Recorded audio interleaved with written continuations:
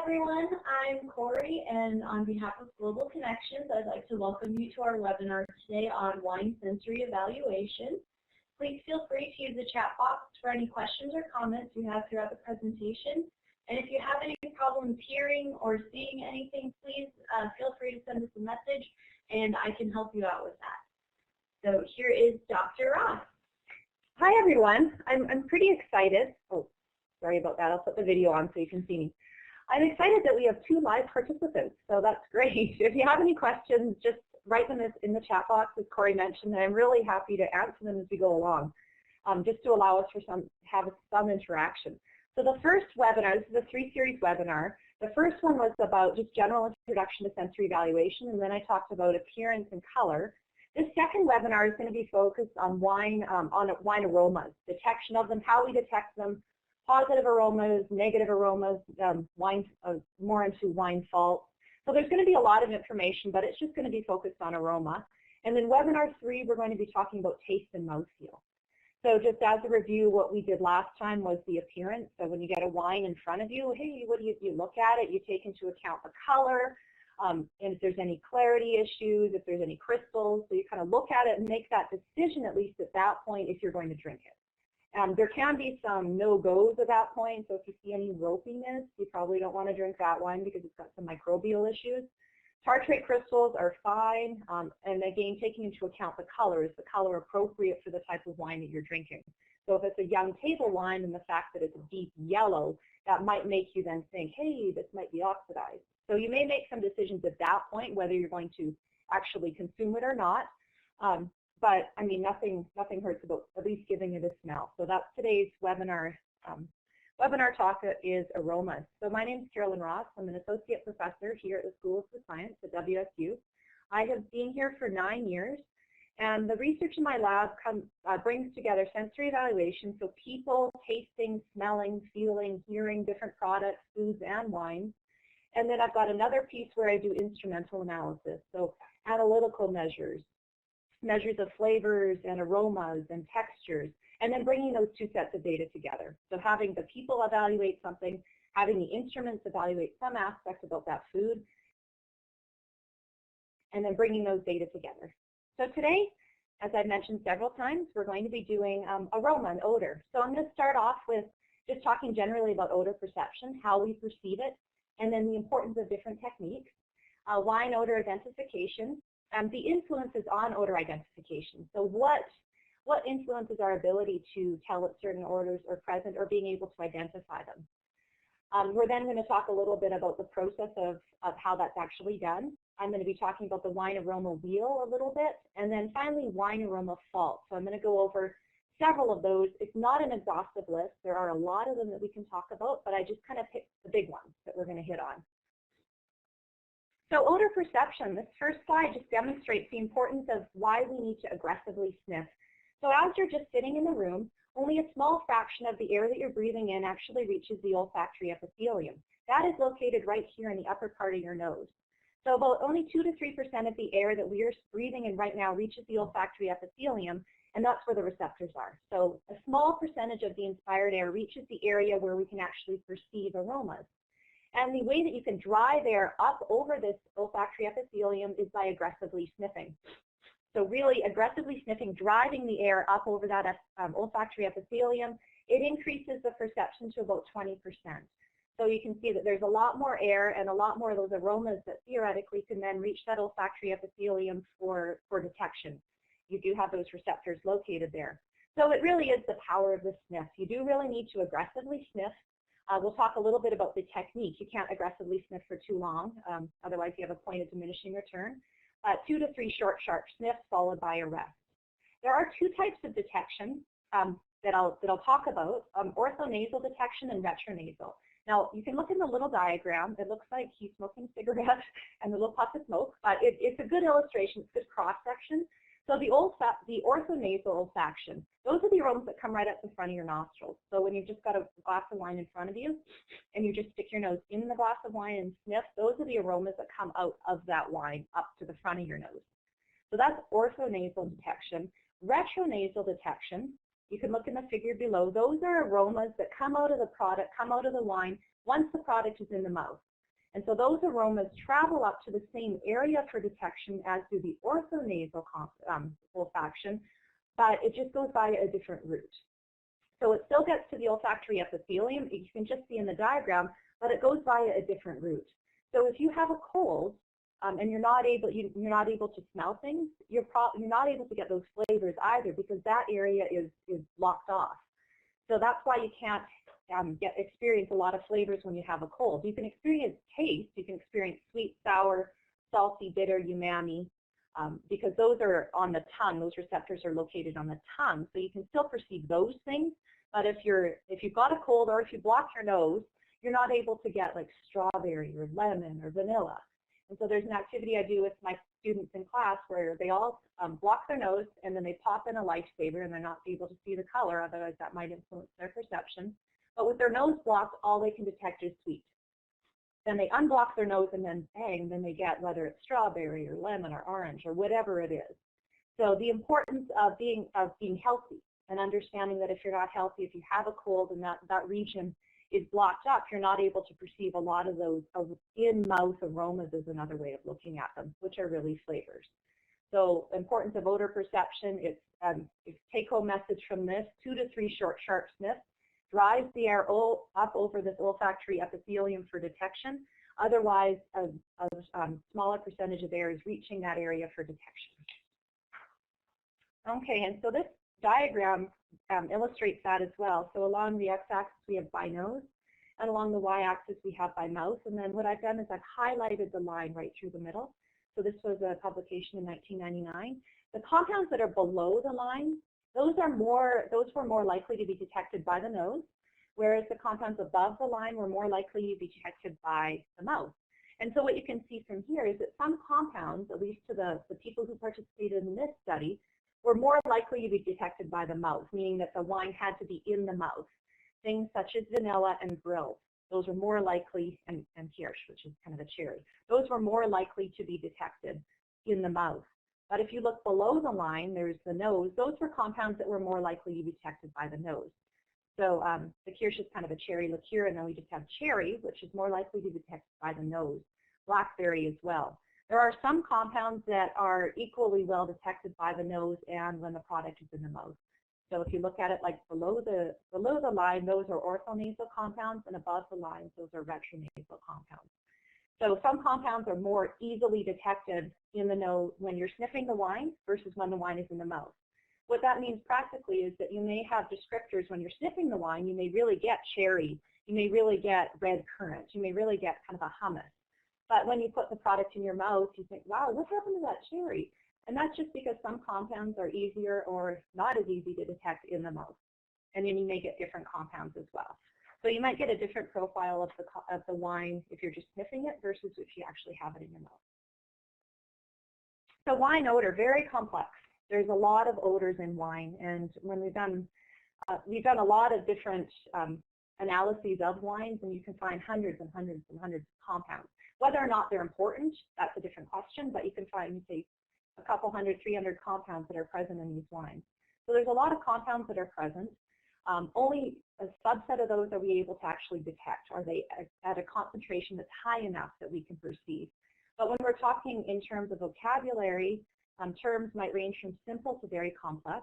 So simple might be if you just smell a wine, you think, wow, this is raspberry, that's it, end of story. That could be a simple wine, whereas very complex would be a number of descriptors that you smell it and you think, oh, this is fig, and it's got diesel, and it's got steak, and it's got cherry. And so ranging from simple to very complex. Intensity is a different aspect of aromas or odors. So this is the strength of those aromas. So whether or not they're strong or weak. So there's complexity, which is the number, and then intensity, which is how strong they are. We just tend to smell a wine better once it's in the mouth than in the glass, but as you know, as from the previous slide, it does depend on the compounds, theoretically, because the mouth is warmer, and so you get a release of more of these aroma compounds that are present in the wine. Terms for intensity can range from very aromatic, which means that there's a lot, they're very intense, they're very strong, you get them. versus closed, which implies that there might be some present, but they're not very intense. So those are some terms that go along with wine odor. Now, odor perception. Odors are grouped by origin or specific event. So the way we look at odors, they tend to refer to an object or experience. And that's because our sense of smell is more tightly tied in with our limbic system, which is associated with emotion and memory. So when we smell something, we tend to think of an event. We tend to think of a good memory that we have. We might smell and think, wow, this smells like my grandma's kitchen. So we tend to think of an event, and we might not automatically think, wow, I smell this, oh, it's cinnamon. You know, you might associate, at some level, you've got this emotional connection with cinnamon, and you think of that event. You think of your grandma's kitchen, you think of picking raspberries out in the summer, and then you kind of have to deconvolute that event and say, okay, what was going on there? So it is hard for us to put our finger on what we're smelling, and that's a phenomenon known as on the tip of your nose. Meaning you can smell something, you know it, you know what it is, you just can't actually name it. And that's where the wine aroma wheel comes into play, is that you can have that in front of you and it can help you develop that vocabulary. So it is difficult to use unfamiliar terms for familiar odors. So if you're used to calling something a certain smell or aroma, and then someone comes along and says, no, we're going to use a different term, or how you've been using this term is incorrect and you're going to use this other one, it's very difficult to switch. We do use a lot of verbal, visual, and contextual cues, meaning that we look at the color of something, and then that kind of twigs us as to what aroma you might be able to associate with this. And I talked about that when in webinar 1, where I talked about the wines that were colored. So they took a white wine and they colored it red. And then they gave it to a number of experts. And a lot of those experts then used red terms to describe this wine. They didn't just sniff it and kind of give terms that they might really perceive in the wine. They took the cue that the wine was red, and they came up with red terms, which they may not have otherwise done. So there are a lot of visual, verbal, and contextual cues that we take into account without even realizing it. So knowing, as I mentioned earlier, the oxidized wine, if you have a young wine that's oxidized, it's kind of golden, you might then have a perception of what you're going to smell. So if you're doing a tasting, it's best to do it blind. I mean, ideally, if you just want people to focus on the aromas and the flavors and the mouthfeel, and you don't want them to look at the color, what you'd want to use is dark colored glasses, wine glasses or dark colored glasses, to disguise those color differences, because that can influence the intensity, the depth of the color. People tend to associate it with deeper fruits. So there are associations that have been made. They're very, very difficult to overcome. And it does take training to say, okay, ignore the color, just focus on the aromas. So if you did want them to just focus on the aromas, I would encourage you to disguise any color differences that there may be. Also, a big thing, odor perception is personal experience. If you've never smelled something, then you likely won't use the term to describe the wine. So I did a panel a number of years ago where I was looking at Lemberger, which is a red wine variety in Washington State. And previous studies have said, well, boysenberry is how you describe it. And if my panelists didn't know what boysenberry was, why would they use that as a term? And it turned out most of them didn't know what it was. So if personal experience plays a huge role. I also used the example last time of an ice wine panel that I ran when I was working at the Cool Climate Enology and Viticulture Enology Institute in St. Catharines, Ontario. And we were studying ice wine and looking for markers of genuine Canadian ice wine. And so we were profiling a whole series of ice wines, and what we had was we had a number of them out in front of people, and people were coming up with terms to describe differences among the wines. And honey came up. And then we had some people saying, well, no, it's clover honey versus lavender honey. So then we had people who could distinguish within the context of an ice wine these different types of honey. And so personal experience, if you don't like honey, or you've never had it, or you don't pay much attention of what kind of honey you've had, then you wouldn't be able to make that distinction. So odor perception, very much personal experience and very much contextual cues. And then this is a copy of the wine aroma wheel, here's a color version of that as well, so it's quite pretty. So if you haven't seen this, the way it works is you start with the innermost, those are the most broad terms, and as you work your way out, you get to more specific terms. So if you sniff a wine and you think, wow, it smells fruity, you go to the fruity spoke, and then you can look down within fruity. There's citrus, there's berry, there's tropical. And then once you're within that category, you can even subdivide it further. So even if you just get to tropical fruit, that may be enough, may be sufficient, but you can subdivide it into pineapple, melon, or banana. So it's a way of putting your finger on what you're actually smelling. And with my students, I just ask them to come up with a couple terms, at least, say 3 aromas that you're smelling in this wine. Even if it's sort of fruity, vegetative, and chemical, like even if it's sort of broad categories, that's a really good place to start. You don't want to make this a frustrating experience. So just, smell the wine, get a few aromas out of it, write them down. It's not expected that you'd be able to list 12 aromas that you're getting from a particular wine, but this does certainly help in that it removes that sort of emotional, or it helps minimize the effect of that emotional and that memory connection that you have, and actually able to put a name to that aroma that you're smelling. A lot of differences in sensitivity, genders, ages, and a lot of them in that there's a great deal of variation within all of those categories. This is looking at differences in sensitivity to different aromas among males and females. So along the bottom we have a number of sessions, and then the number of correct is on the y-axis. Females are the open circles, and what this figures is showing is that women are more sensitive than men. And that's being shown in a number of different studies on the whole. So of course there's variation. You're going to have some men that are very sensitive and some women that are not very sensitive. But if you take the population as a whole, you'll find that women are generally more sensitive. They also become more sensitive to aromas with repeat exposure. And they've also done some studies where they've shown that women are more sensitive to certain types of aromas. So women tend to be more sensitive to floral and food-related aromas, whereas men are more sensitive to petroleum-related aromas. I'm just reciting the study, no value ladenness on that. But there are differences among genders, and of course, and again, you're going to find differences with individuals. This looks at identification of odors in a mixture, and this is why I was saying previously not to kind of get hung up on coming up with too many terms, because it is very difficult to do. So on this figure, we have along the x-axis the number of odorants ranging from 1 to 5. So there was either 1 odorant present, 2, 3, 4, or 5. So the final solution had 5 different aromas present in the wine. And then along the y-axis, we have percent correct.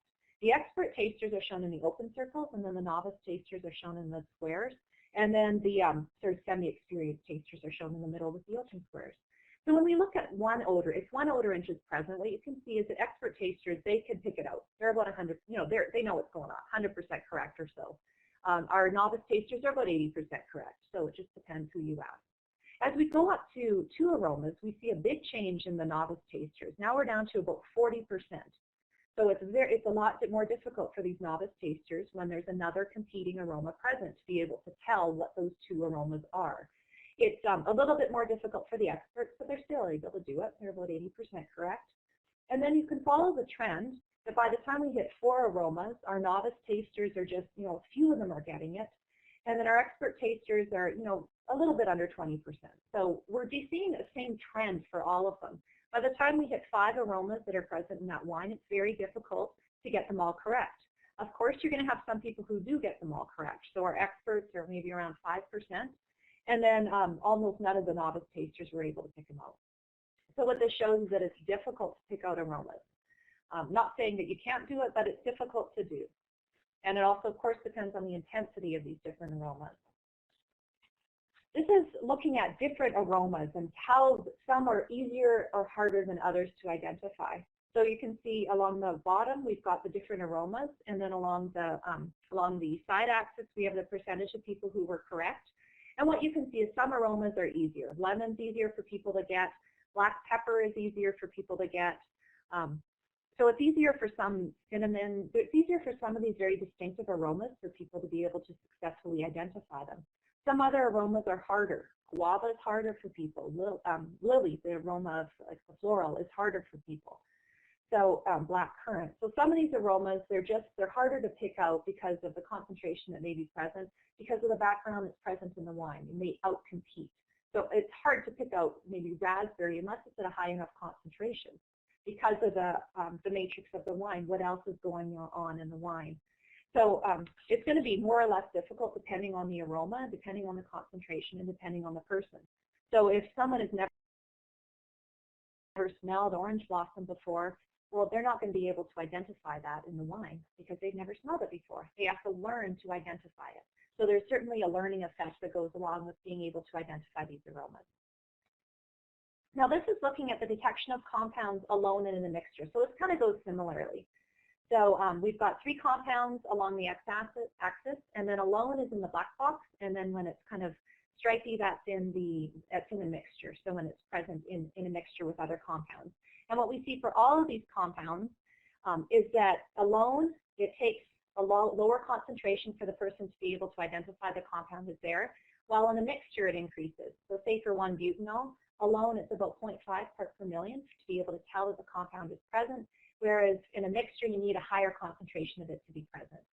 So it depends on the complexity of these wines, the concentrations that are going to be impactful. If there's a lot of compounds, it might need a higher concentration of some of these compounds in order to tell that they're there, in order to sort of outcompete, in order to really tell that they're there. So say raspberry. But then there's the point of that it might be raspberry, might be there present and just kind of contributing to the overall background, the overall complexity of the wine, but you may not be able to pick it out exactly. And that's also another issue, is that it's whether you can kind of pick it out and tell, hey, this is present, versus, hey, it's just there contributing to the kind of the background matrix. And that's the idea of threshold. And so I'll talk about this now. This is the concentration below which a compound is not detectable and above which you can really detect its presence. So the way that we test this is we have people come in, they sit down, we give them 3 glasses of wine. Glass 1 has no compound in it. And then the other 2 glasses have a lower concentration of that particular compound. So sorry, 2 of them have no compound. 1 of them has the test compound at a low concentration. You switch up those 3 glasses, give them to someone and say, hey, can you pick out which one is different? And so the person sniffs or tastes, goes through, sniff 1, sniff 2, sniff 3. Hey, I think this one's different. And they may or may not be correct. Those wines are taken away, and then they're presented with the next set. It's a slightly higher concentration of that same compound. Now can you tell which one is different? And you think, oh, I still can't really tell, but I'll guess this one. Those are taken away, and then you're presented with a third set of concentration. Now it's an even higher concentration. Now you smell them, and you say, wow, I can really tell. I think it's this one right here. And then those are taken away, and now you get an even higher concentration. You're presented with another 3 glasses. You sniff through them, and now you can say, wow, I can tell it's this one, and I can tell it's raspberry. So what that is you're transitioning through your threshold levels. At the very bottom, at that very first step that you're given, you can say, wow, I can't tell the difference between these 3. They all taste just like the blank. Nothing, can't pick up anything. As you're presented with higher concentrations, you transition over the sensation threshold where you're saying, okay, there's something there, but I just can't put my finger on it. But I can tell which one is different. I just can't actually name what it is. As you continue on to the higher concentrations, you exceed the perception threshold, and now you can say, yes, there is definitely a raspberry aroma to this wine. So those are different questions. You've got, and I'll show you other definitions. We've got the absolute threshold, which is the lowest concentration that's capable of stimulating a response. It's the lowest concentration at which point you say there's something there.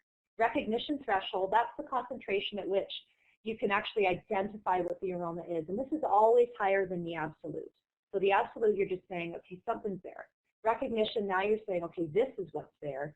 And then finally, terminal threshold, this is a concentration above which there is no increase in perceived intensity. So there's a point at which we're done responding. We can only respond so much. So that there's a point at which you're not going to be able to respond anymore, and that's the terminal threshold. So these are all terms that are important to understand and at least keep in mind, especially when we're talking about wine faults, because it does depend on the concentration present. Some of these wine faults, at low concentrations, they confer X to the wine, but when they go to higher concentrations, when they get into the recognition threshold, they're dreadful and they make the wine undrinkable. So there's a concentration part to it as well. So we'll talk about that when we talk about Brettanomyces. Maybe at a small concentration, some people are okay with it. It adds complexity to the wine. But if it's high enough, it's not pleasant. Most people don't find it a pleasant experience. So those are some terms to remember when we talk about thresholds. So what influences threshold? Well, a lot of different things. I guess leading off, we have genetic differences among all of us. And this is related to our olfactory receptor genes. So that's a big difference, regardless. We've got these genetic differences. Other variables that they've been able to identify are age differences. So younger folks tend to be more sensitive. Also, as you get older, there tends to be more issues with short-term memory. There's also a lot of variation here. Gender, we've covered that a little bit with the males and the females. Consumption frequency, so how frequently you're consuming wine, and that helps build up your experience. How experienced are you with wine and perceiving different aromas? And if you really, each time you try wine, you kind of deconstruct it and see what compounds, what are the overwhelming aromas in there, then you're studying it a little bit and you get better at it. Sensory panel experience, this is an issue when you're actually just running the sensory panel, is that people who have done sensory panels in the past, they tend to be more experienced. They know what to expect, and so they tend to give higher results. Now, wine itself, what you're actually testing the threshold in is also very important, and we'll see that when we talk about some of these wine faults. Wine style, wine composition, the tannin level, the ethanol level, how many other compounds are present in the wine. And the wine presentation, so the serving temperature of the wine, and I'll talk about the effect of that in webinar 3. Also in the previous webinar, we talked about the effect of wine glass shape. So we want to have a tulip-shaped glass that is bulbous at the bottom and tends to close in at the top in order to provide a funnel of those aromas to our nose. And there was a figure that I showed that there was a wine glass that sort of flared out like this, and the odor perception was decreased. So wine presentation does make a difference, whether it's what type of wine glass you have, and then of course also the serving temperature is a big difference too.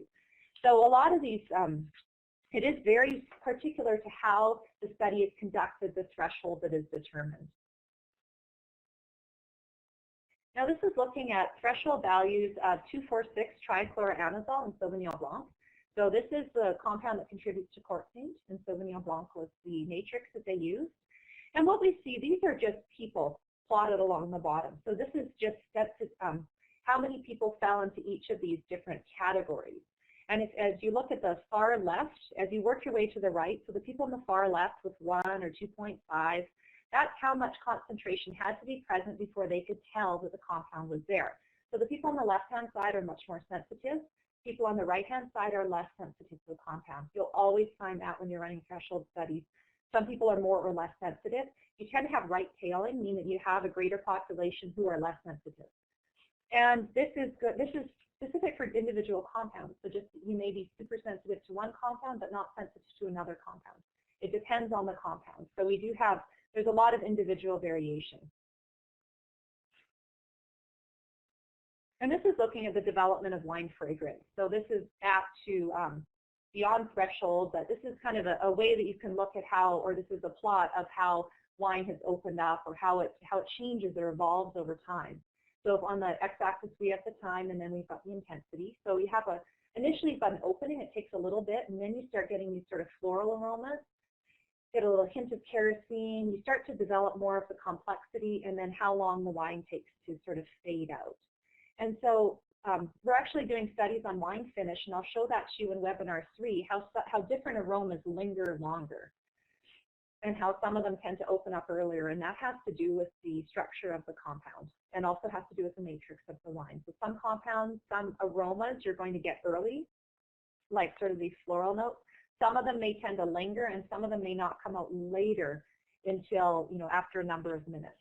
So that tends to be the development of wine fragrance. So as I mentioned before, our odor, this is another kind of snippet of the tasting process. So this is determination of odor in glass. Now when we're looking at color of the wines, what we want to do is turn that wine at a 45-degree angle to create a gradation of color, have it against a white background, and look at the color, and then kind of make decisions from there and evaluations from there. Once you've done that, you can take your wine glass. What you want to do is swirl the wine, and we're swirling the wine for a number of reasons. One is that we want to release those volatile aroma compounds that are trapped within the wine. By swirling it, you're allowing them to release. Ideally, you'd have a cap on the top of your wine glass. We use Petri dishes, but you could also use an inverted glass. So by inverting that glass and by swirling, you're allowing those aroma compounds to volatilize, to come out of the wine, but then sit in the headspace above it. And then this is the top of the wine glass. So they get kind of trapped in this space here, When you pull the lid off, you're hit with a nice big concentration of aromas. So swirling the gap glass is good. 2 to 3 short, sharp sniffs. Remember to drive that air over the olfactory epithelium. So 2 to 3% of the air as you're normally sitting, just sitting right now, breathing in. About 20% when you really take big sniffs and drive the air over that area. And then you want to rest for about 30 seconds and maybe take some notes and then return for more sniffs. Sensitivity does diminish with repeated sniffing. By repeated sniffing, I mean if you sniff 8, 10, 12 times, you're not going to get new information. A couple of reasons for that. One is that our olfactory receptors become adapted. And as before, the adaptation means that we get used to a new level of something and we fail to respond to increasing concentration. So from sort of a simple standpoint, if you go to someone's house who is cooking onions or cooking garlic, you walk in and you think, wow, this is garlicky. Within a few minutes, you become adapted to it and it doesn't register anymore. Same case as when you're actually smelling wine. So you don't want to become adapted. You want to take a break and de-adapt and kind of let everything come back down, let your background reset, and then go back. It also gives time for the wine headspace to build up again, because you've pulled off the lid, you pulled out all those aroma compounds that were in there, and so you need a little bit of time, swirl it again and let those aroma compounds leave the wine and come back into that headspace, because you do have an equilibrium between the wine and the space above it. So 2 reasons why you want to wait. And important to remember that sensitivity diminishes with repeated sniffing. And then we've got a little cartoon on the right, which is, I just like blackberries, currants, and just a hint of tobacco. And you can see that the later sniffing. Oh, it's kind of fun. This is a nice little chart that I found. It's talking about smellable faults. So when we're actually smelling aromas, we're more likely to detect these aromas on our nose and on the palate. Even though, okay, so our mouth is warmer and we do tend to get the release of some of these, we do tend to get more compounds that we might perceive, and we also perceive less depending on the compound. But there is a complexity that comes when you've got a product in your mouth. You've got the tannins, you've got the alcohol, you've all these other things that are in there, if it's sweet or if it's sour. So you do tend to have all this extra noise that is added or contributing and making it difficult to pick up some of these aromas. So the salts I'm going to talk to you today are smellable, meaning that you can actually smell them in the wine glass. Some of them that I'll talk to you about next webinar are ones that you would perceive once the product's in your mouth. What I wanted to show here is that it's all kind of relative, what you consider to be a flaw. So this is the good, the bad, the ugly, and the it depends. It depends what kind of wine you're having it in. So looking under the it depends, if we've got cat pee, it's under vegetative. But that is described as an attribute in Sauvignon blanc, which isn't necessarily bad. So, but if you had it in another wine, if you had it in a Semillon, yeah, it probably wouldn't be that great. So it depends on the wine, depends on the context in which you are having it. Barnyard and Brettanomyces, maybe a small concentration in a big red wine, but if you find it in another type of wine, it is not cool. So it does depend. And there's work that I did with the diesel smoke, and that is a compound, TDM, that's found in Riesling. And so I was on research sabbatical in New Zealand 2 years ago, and so I did work there where I determined the threshold value of this compound. And so at what point can people tell from not being able to tell it's present to being able to tell something's up with this wine? And so I determined that concentration in New Zealand. I also determined the point at which people liked the wine or would reject the wine. So that's a different question. One question is saying, can you tell that there's a difference? The other question is, do you like one over the other? Different question. So I asked, we did research on both of those topics.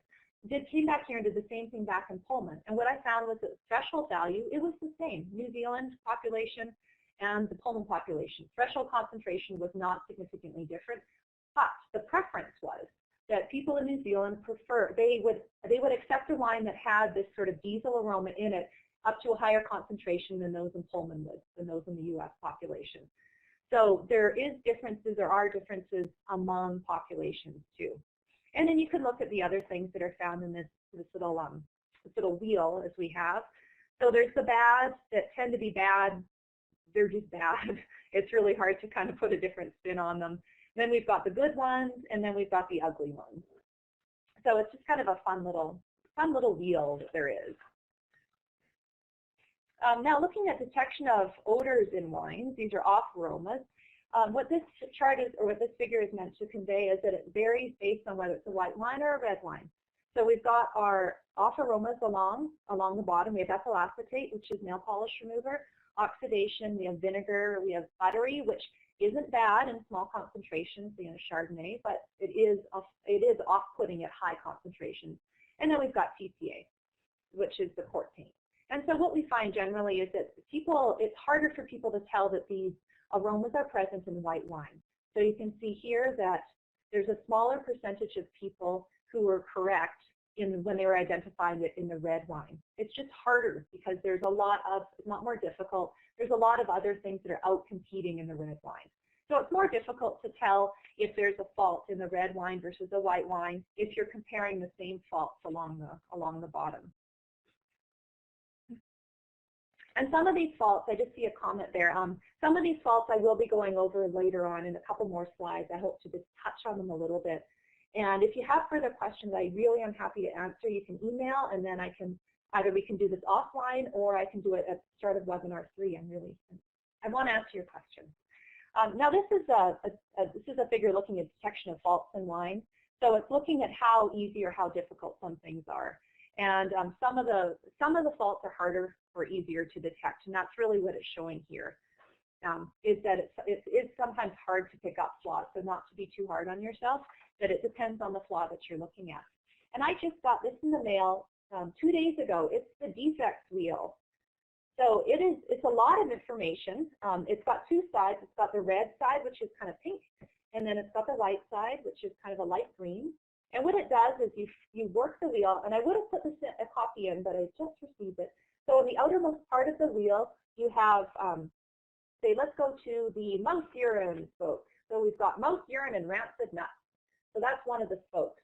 It tells you the molecule responsible, what it looks like, where it comes from, how does this compound end up in the wine, and then typical concentrations in the wine, and then threshold values. And now you all understand what threshold values are.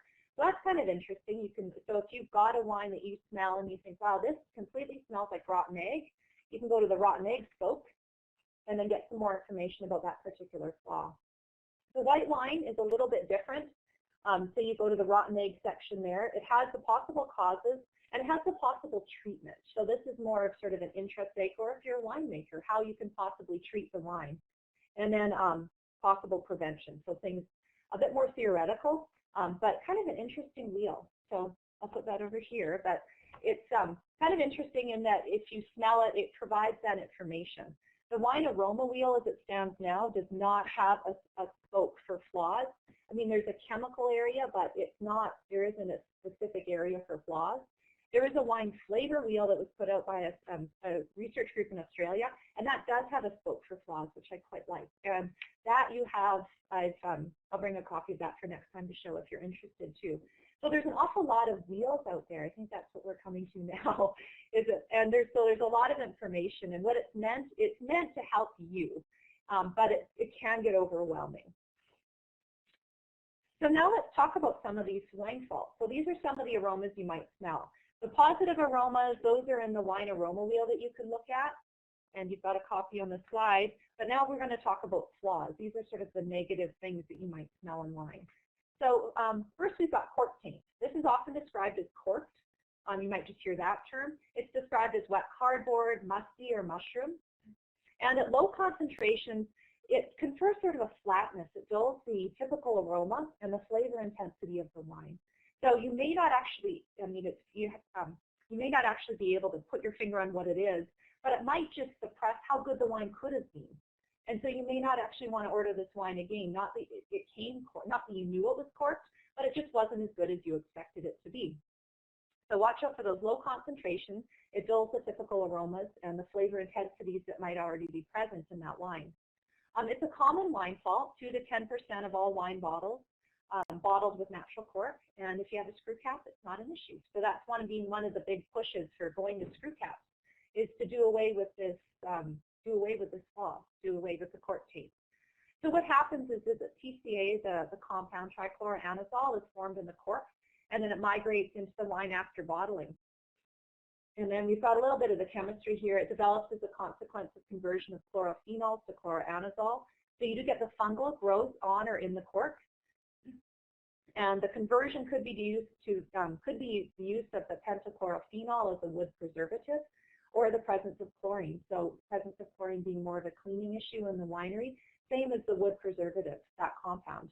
So it can be something that is preventable, but again, it's also a compound that we adapt to extremely quickly. So if you order a really nice bottle of wine, or just a bottle of wine in the restaurant, they bring it out to you, they let you sniff it, and basically that's what you're smelling for here. You're smelling for cork taint. You don't actually need to taste it. You can just sniff it and you get sufficient information.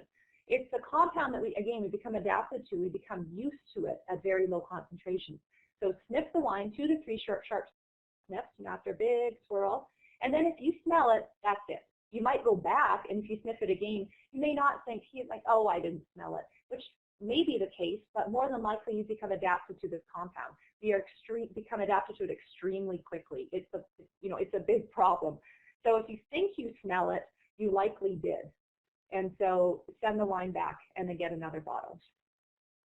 Now there was a study that was conducted in, this was done in Australia, and what this person did was looked at cork taint. What he wanted to do was looked at the consumer rejection threshold, so the point at which the consumer will reject the wine. And this is the same thing that I did with that diesel compound in Riesling.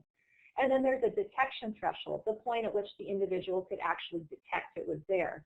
And so what they found was that consumer rejection threshold was 3.1 part per trillion. That's what the T is there, part per trillion, which is 1 drop of water in 20 Olympic-sized swimming pools. That's how much needs to be present before you can tell it's there. Before you reject the wine. A detection threshold is even lower, meaning that people at 2.1 part per trillion, they could tell something was wrong with the wine. Couldn't put their finger on it, they could tell something was wrong. At 3.1, then they rejected the wine. So if maybe you're delivered a wine that has a concentration of 2.5 or right around 2.1, you can tell something's there, but you may not actually reject the wine. So, and then that's kind of the little gray area that's a bit problematic, because that's the point at which the wine just isn't as good as it should be or could be, that you're suppressing some of those other positive aromas that might be just kind of dulling it and not making it as good. So that's looking at cork taint. So something that's very, it's a compound that you adapt to very, very quickly. That's the thing to remember there. Very little of it needs to be present for us to tell that it's there. 3.1 part per trillion. We're very, very sensitive to it. Now let's move on to oxidized. And this can be described as a bruised apple or a nutty acetaldehyde off-odor. At low concentrations, the wine will have a decreased varietal character. It'll just be kind of a flat. So again, you're not getting the best of the wine. You may not be able to tell what's wrong, but it's just not as good as it could have been if it wasn't oxidized. At high concentrations, it's bitter. It also darkens the color of the wine. And so in white wines, it looks a lot deeper. In red wines, you get this sort of brickish colored tint.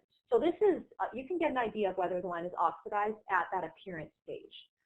Corked, you can't. You do have to smell it. Oxidized, you can look at the wine and get some information and then confirm it by actually smelling the wine.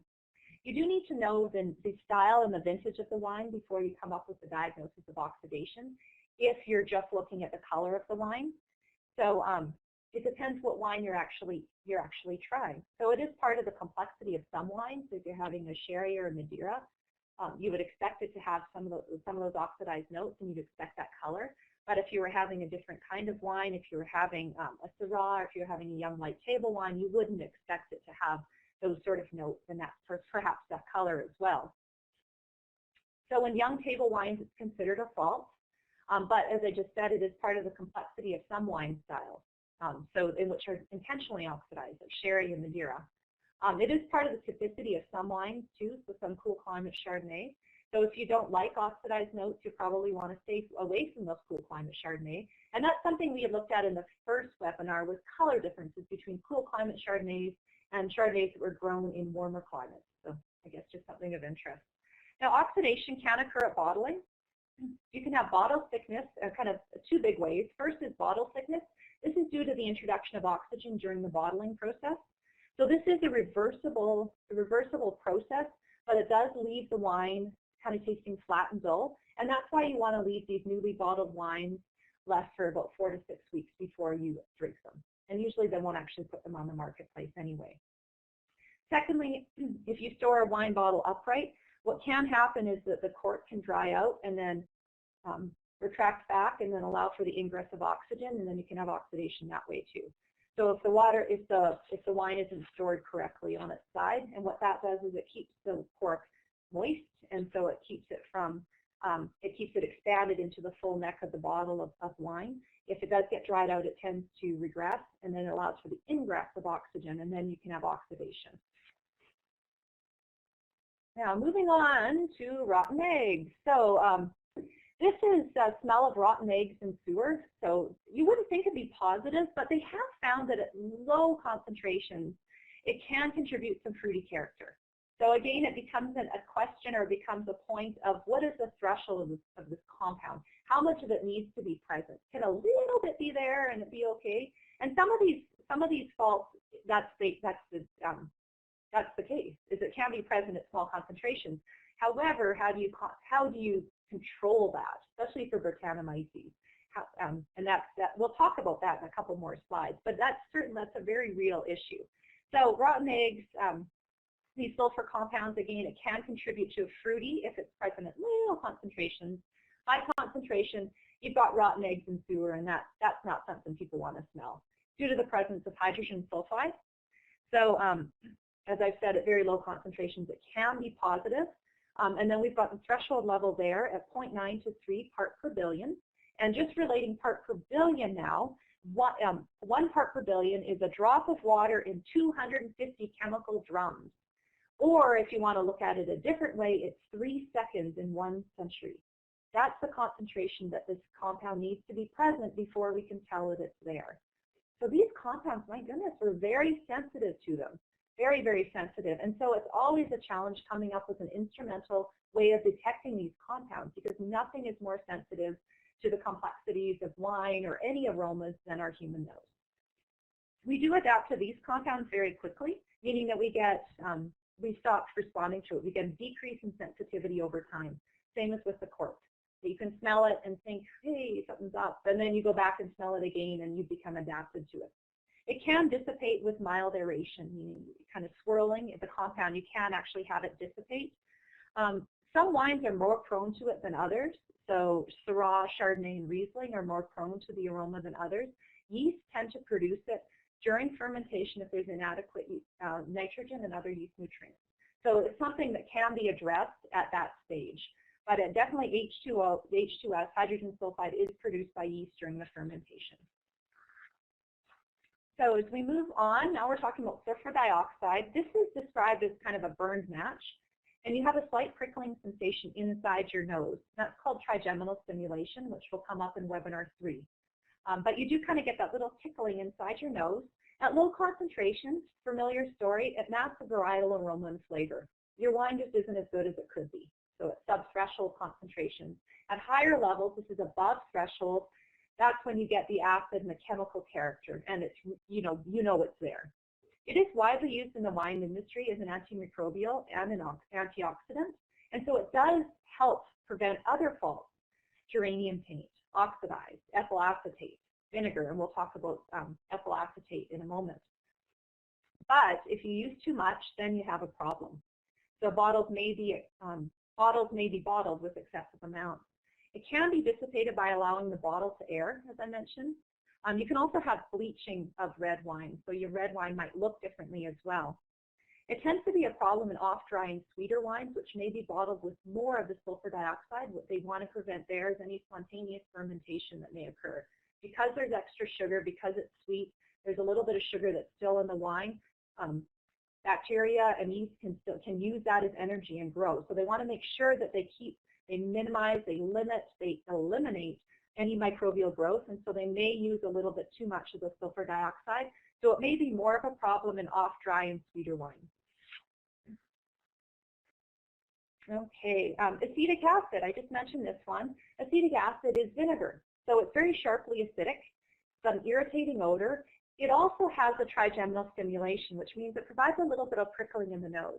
So if you've ever just smelled vinegar or balsamic vinegar, any type of vinegar, you might get that little prickle in your nose and may make you sneeze. That's because it is a trigeminal stimulant. And so you may get that when you're sniffing a wine that has a lot of acetic acid in it. It is a component of volatile acidity, along with ethyl acetate, which I'll talk about next. There are established legal limits, which is based on the threshold of this compound. So in the presence of oxygen, so if there's oxygen present in the system, in the wine, the acetic acid bacteria take the alcohol that's in the wine, they convert it to acetic acid, which smells like vinegar, and ethyl acetate, which smells like nail polish remover. So you don't want to have the presence of oxygen in your wine. You want to have an airtight environment. So if you have a leaky cork, you're allowing oxygen to ingress in, then you have a lot of problems, because otherwise you wouldn't have oxygen there. The detection and recognition thresholds are a lot higher than ethyl acetate. That means that it requires a higher concentration of acetic acid in order for us to tell it's present compared to ethyl acetate. So the concentration is about 0.6 grams per liter, and then you're starting to get to that sort of sharply acidic. You're going to have, there's of course variation among individuals, so some people are going to smell it and be able to tell it's present at lower concentrations. Some people it may take a lot higher concentrations. But it certainly is detectable. So it's that kind of vinegar aroma, and you get the stimulation in your nose, kind of a prickling in your nose as you sniff it. Now, ethyl acetate is the other half of this. This is nail polish remover. It's a component of volatile acidity along with acetic acid. At low concentrations, this is one of those other ones that may enhance the fruitiness and may lend itself to a little bit of overall complexity. But you walk in a fine line between that and nail polish remover. So at high concentrations, it generates an acetone-like off-odor, nail polish remover, and it detracts from the wine. So it's a problem. It's not something you really want to have in your wine. And there is a lot of variation in the sensitivity of individuals. Some people are not able to smell this, but they're able to smell acetic acid, and then opposite is true. So you've got these two components of volatile acidity, and some people may respond to both of them. They're really lucky, and some people may be more or less sensitive to one over the other. And then volatile acidity in general. So the major component is acetic acid, but you also have ethyl acetate that's present. There's also other acids that lend itself to this. It's due to the presence of wine spoilage yeast or acetic acid bacteria. And these vinegar notes, which you get with the acetic acid, often accompany nail polish notes. And as I've said before, ethyl acetate is detectable at lower concentrations. And some people may be more or less sensitive to one of those compounds over the other. But, generally seen as negative. Actually, completely seen as negative. Volatile acidity is seen as negative. Ethyl acetate at low concentrations, again, may add a little bit of that complexity. I just got distracted by looking at the time. So vegetative aromas or odors, these are green, grassy, herbaceous, stemmy, vegetative character. It depends on the concentrations that are present as it does. These are caused by the presence of leaf aldehydes, alcohols, and pyrazines.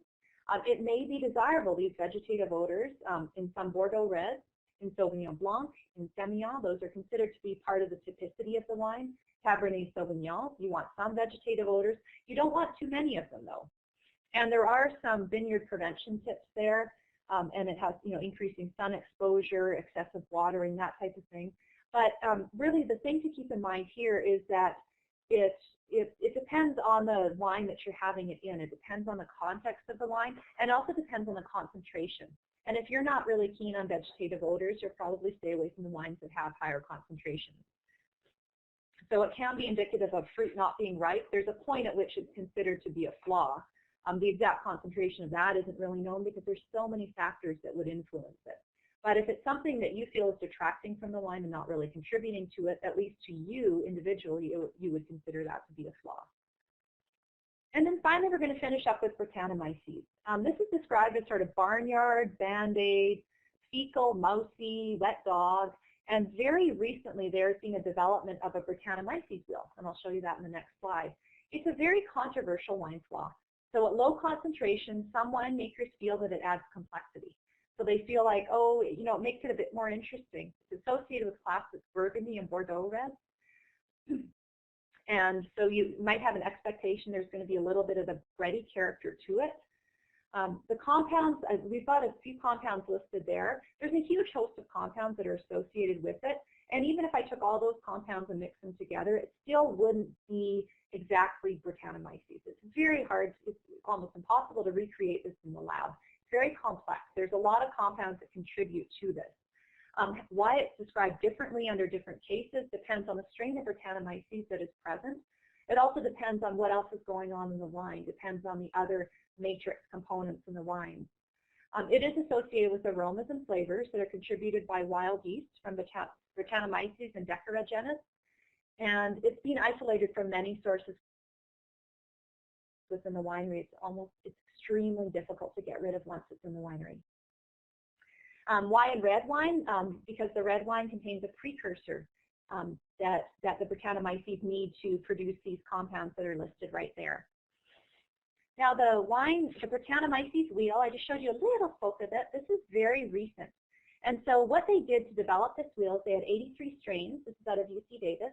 They had 83 strains of Brettanomyces. Of those, 17 were considered to be positive. If they were positive, they were described as sort of floral and spicy. 5 of them were considered to be negative, and they were described in the rotten putrid category, which you can kind of see there. And then some of them really had no sensory impact at all. So that's how this Brettanomyces wheel was developed. So some of them, again, they had no sensory impact whatsoever. So the wheel divides Brettanomyces into main categories such as animal, you've got the putrid, you've got the chemical solvent. You can kind of take a look there. There's a lot of different categories, but it's all just for Brettanomyces. And it works the same as the other wheels do in that the innermost part is the most general, and then it scoots its way out. As it gets further out in the wheel, it becomes more specific. And then the danger is that, oh, well, maybe some people like this, maybe we want to encourage this in the wine. And I guess bottom line, it's really hard to control Brettanomyces in the winery. So even if you say, okay, I'm going to have this little section devoted to wines and I'm going to encourage Brettanomyces character, it can easily become contaminated and it can easily become a really big problem. So it's maybe something that you don't want to get into. It could just end up in a big old disaster. But understanding that some people do like a little bit of Brettanomyces, they do feel it adds some complexity to their wine. So that is all for me for today. I'd like to thank you for your attention. This has been Wine Tasting, Introduction to Wine Tasting, Webinar 2 about aromas, and Webinar 3, I'll be talking about flavors and mouthfeel and taste. So thank you very much.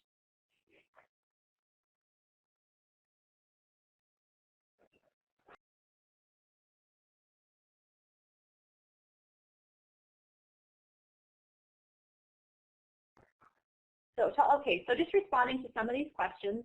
The earlier one, I'm going to have to look for the faults when I go wine tasting. It's good to have some information at least. I mean, something to kind of think about. If you smell something, you can kind of say now, wow, that really, maybe that was this fault.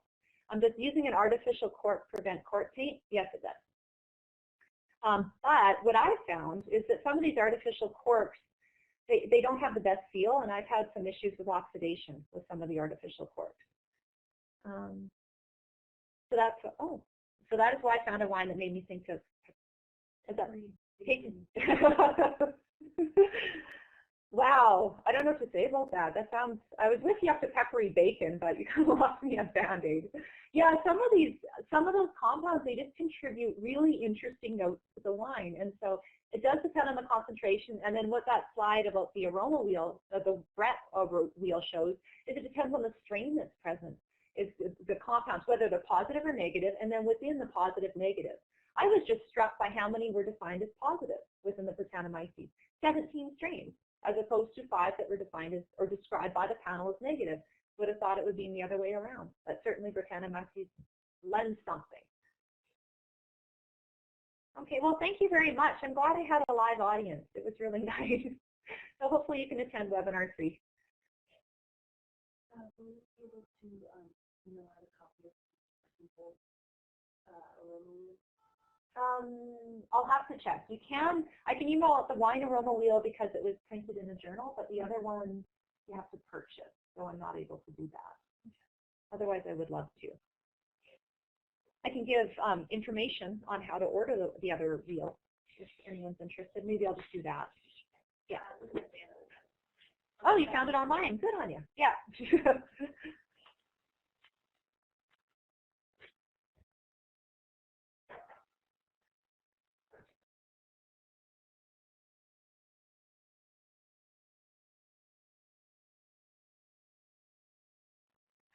One last time, thanks for joining us today, you guys, and I hope you have a wonderful afternoon.